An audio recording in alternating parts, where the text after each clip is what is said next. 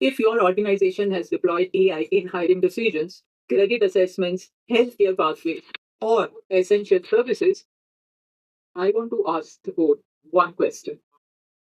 Does a completed, signed fundamental rights and fairness impact assessment exist for that system?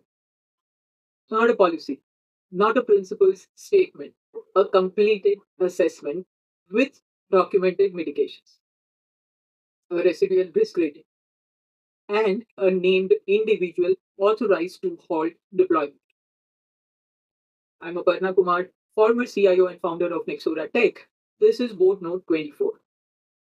Episode 2 of Inclusive AI Governance in 8 Board Moves. The EU AI Act and UNESCO require boards to identify foreseeable harms before deployment, not after complaints. For non EU jurisdictions, this is a governance standard institutional investors and regulators are converging on, and most boards have not required it. Three governance realities no board with high impact AI can differ. First, plausible harm is a board question, not a technical assessment.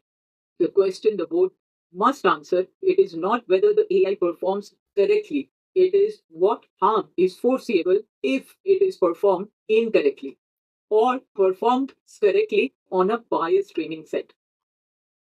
That question belongs on the board's governance agenda before the system goes live. Second, a list of mitigations. It is not a control. NIST AI risk management framework requires documented mitigations with a named approval authority and a signed accountability chain.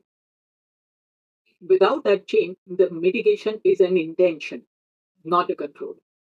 And intentions do not appear in a regulatory examination, but controls do.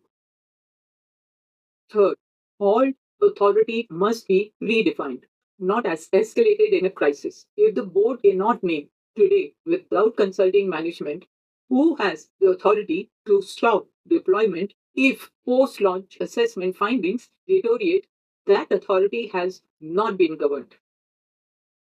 So here's a question for every board that has approved a high impact AI system.